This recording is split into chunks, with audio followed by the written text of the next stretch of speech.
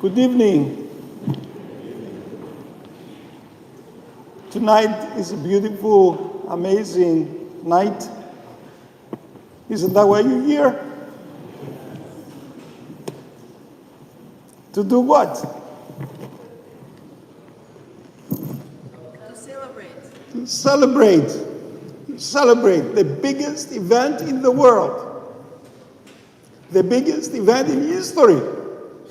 The most amazing event that changed the course of history.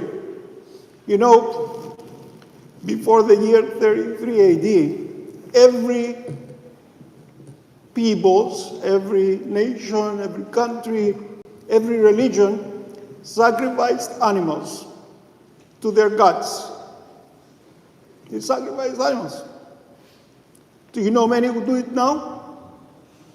Do you know any nations, not just a small group of people, but entire nations of millions of people used to sacrifice animals? You know what stopped it? The event of the resurrection stopped the sacrifice of animals. Because everywhere, everybody realized that there are no gods out there that would listen or smell, that would smell the fragrance of the burnt flesh of the animals and bow down to the people and do what they wanted.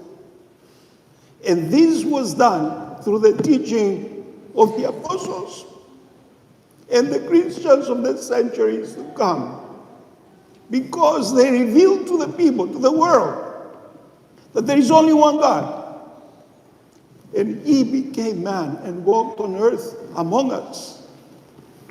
And he allowed himself to die on the cross and be buried in the ground, in the cave, so that he can rise again and stop all of the nonsense that was happening in the world about sacrificing animals for gods to be pleased and do what people wanted. The propitiation of these gods ended with the message that God is real in Christ, and that through him life is given freely. You don't need to burn the flesh of animal for the God to bend down to you. He bent down to us, became one of us, even though we didn't deserve it, and we didn't do anything to convince him to come. And then he died and rose again without us even being involved at all in this process, except that we killed him, right? We even stopped him from doing the right thing for us. We thought we stopped him.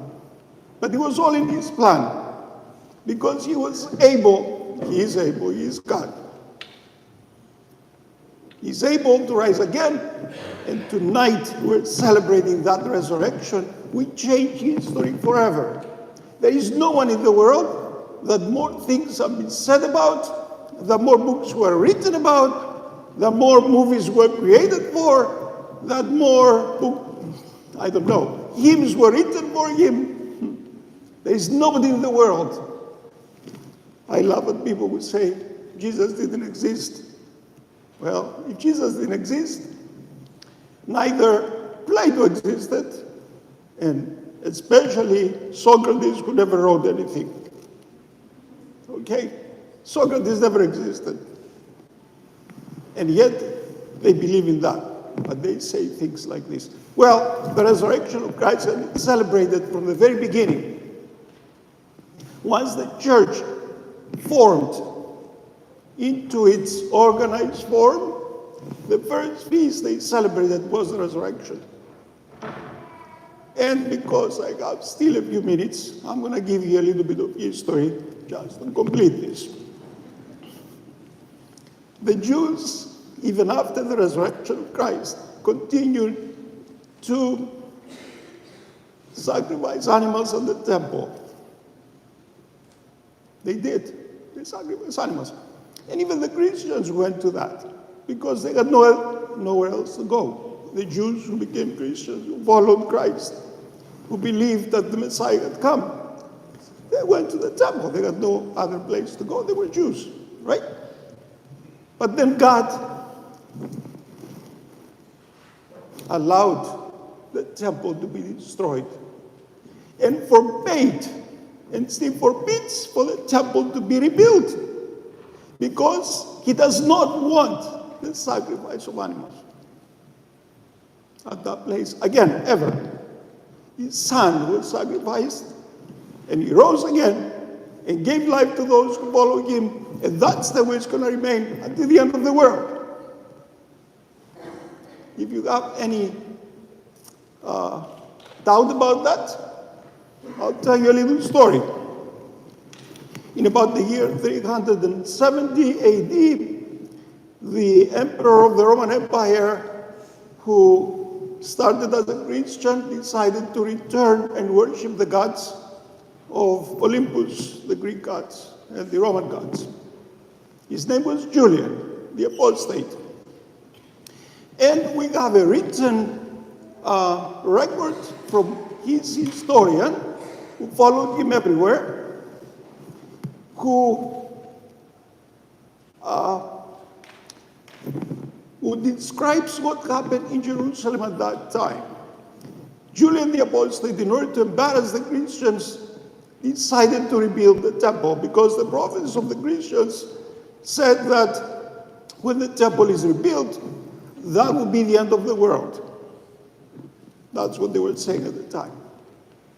And what happened was he gathered as many people as he could, and especially Jewish people. He brought them from other places because Jerusalem at that time had no Jews. The Romans forbade them to go to Jerusalem.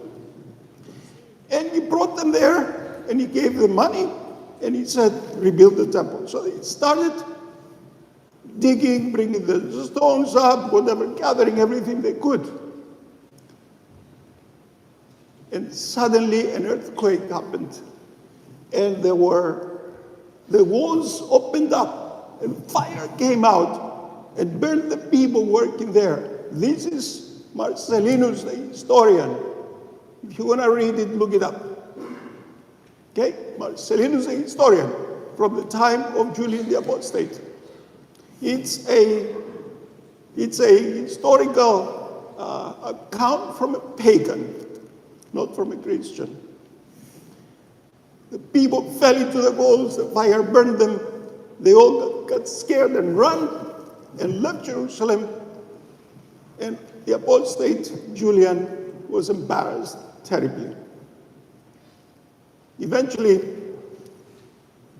he went to war against the Persians, and being very brave, he was in the front line, and suddenly a spear came from one of the Persians, hit him right in the chest, fell off his horse, and he said, "You defeated me, Nazarene," to Christ.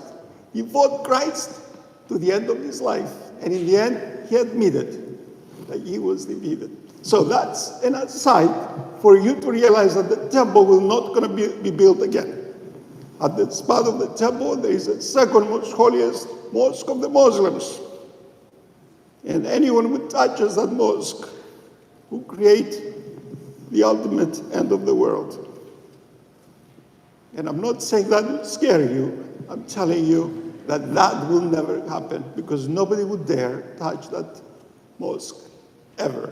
And there will never be a temple, and there will never be sacrifice of animals again, because the sacrifice of Christ ended that forever in every culture. Okay, one more. I have about 3 more minutes. So the Christians were celebrating at the temple with everybody else, and then the Romans, sick and tired of the Jews rebelling, decided to eliminate the temple so that the Jews will not have a place to gather, and they will never gather in Jerusalem, and they will never have another rebellion. Simple as that. They removed every stone of the temple. They destroyed it and removed every stone. They stole the gold and the silver and whatever else was in it that was precious. And then they got the Jews as slaves who lived in the area to load the stones of the temple on Roman ships and bring them to Rome.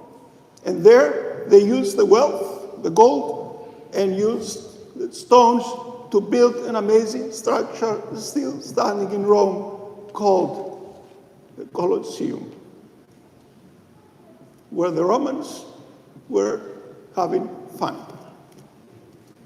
They used the slaves, the Jewish slaves, they used the gold. And if you go to Rome, right across the Colosseum, there is the, what do we call it? The Arch of Triumph, celebrating that with all that inscriptions on it, showing the Jewish slaves carrying the gifts of the temple to Rome.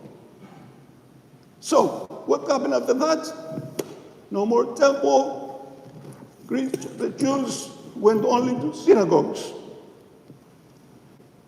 And then the Christians were teaching, were preaching. They were actually convincing the Jewish friends that they had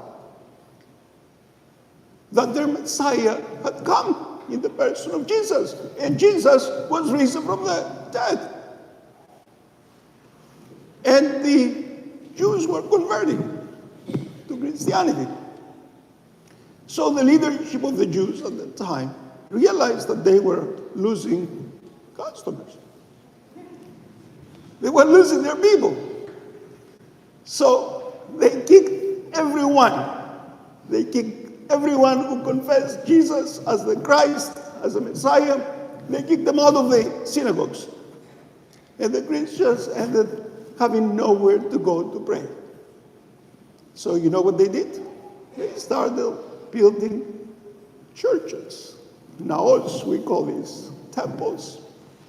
And they built them everywhere. But they were not as glorious as this one because they were under persecution by the Romans.